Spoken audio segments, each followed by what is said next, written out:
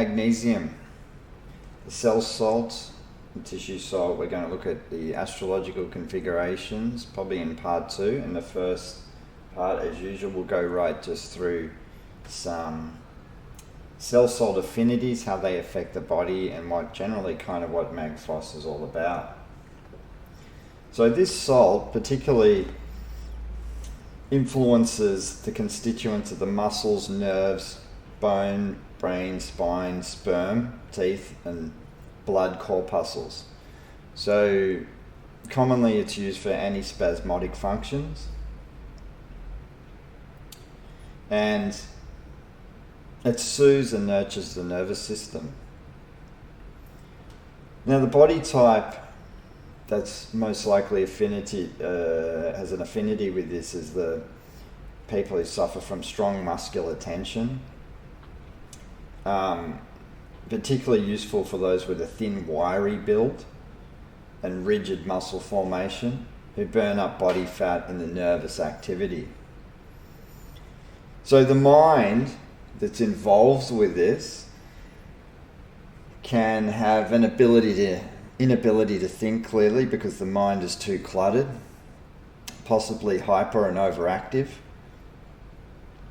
They have an inability to relax and calm the mind. And the mind becomes overactive more so when they're tired. And that can lead to a little bit of depression. And usually in that case, it's combined with another salt called Cardiovascular, which we haven't talked about. That comes under the sign of Aries. But Mag Phos comes under the sign of Leo, the Lion King. We'll get into that in part 2. A lot of people can suffer headaches from sharp shooting, stabbing pain, intermittent neuralgic pain, usually relieved by warmth application. They can feel a tight band around the head at times, which is another strong indication. And there can be extreme sensitivity to light touch on the body. So for people with this, I guess an extreme example of this would be shingles, when they lie in bed and just a light touch on the sheet really aggravates them. So when it comes to the face diagnosis with Mag Phos, it is usually a bright dynamic red without any mixtures. So it's pretty obvious. People can have a strong red hue on the face. They can get flushing into the face, especially when under stress or shame and embarrassment or other emotions. It can be a constant red appearance that is strong enough with the Mag Phos deficiency. Sometimes it can be a little bit hard to discriminate. Sometimes with Kali Mer there can be a redness to the face, but the Mag Phos is usually pretty clear. It's a different shade of red, usually quite a bit brighter. And it's usually seen in people who, drink a lot of alcohol and don't really eat a lot of fresh foods. And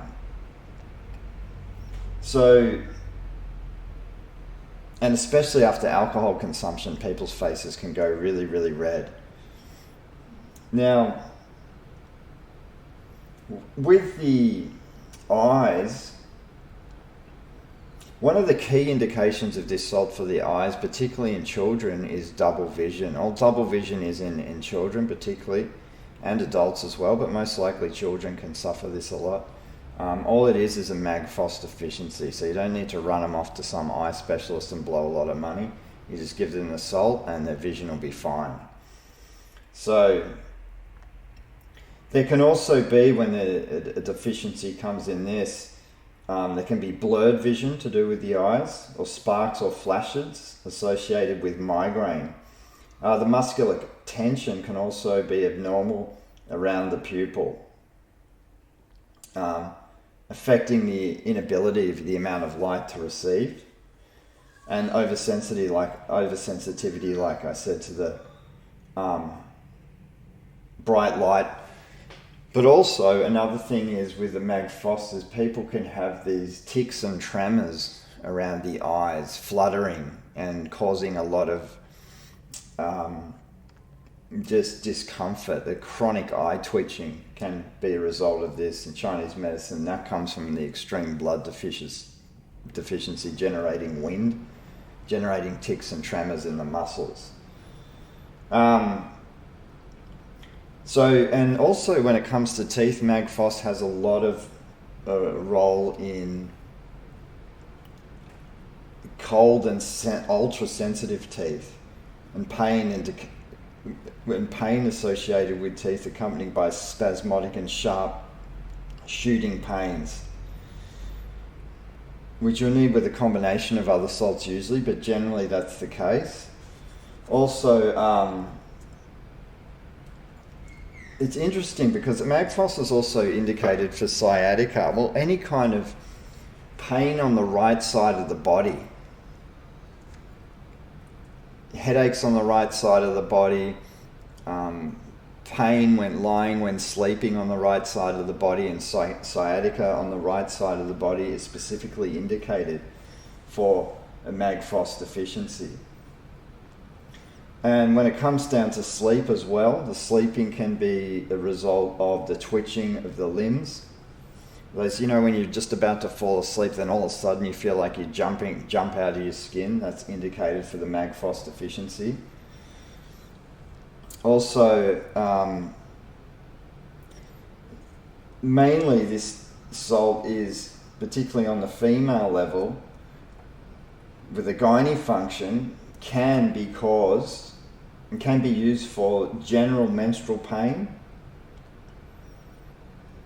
and tension, cramping, strong cramping sensations, and periods with a lot of dark clotting. And for men, it can be particularly used for premature ejaculation and other tension-related sexual problems. So, for stress-related skin problems, Mag Phos can be used with Carli Phos. Usually Mag Phos and Carli Phos tend to go together because they're strong kind of nervines. They really calm the nervous system, ease the tension within the body. So there's that affinity between the fire signs. Carli Phos is ruled by Aries, Mag Phos is ruled by Leo. So Aries being cardinal fire, Leo being fixed fire. So this salt is incredible, and it is very highly needed today, obviously, with the injections going on, with a lot of people having cardiovascular problems, heart problems. One of the key salts for people who've suffered heart attacks will be Mag Phos and clearly Carli Phos. Those two salts together. You can have them in the celluloid form and in the mineral form, and they'll cultivate the cardiovascular function for people who've suffered those things and clearly survived. And if you want to regulate the heart function, it's very hard to restore the balance when it comes to a heart. After that, the cells in the heart are really difficult to regenerate if you can at all. But generally, the probably key words for this salt are nerve and muscle relaxant and nutrient, and relieves nerve pain. So it is probably one of the most commonly prescribed ones because generally a lot of people understand a lot about Mag Phos.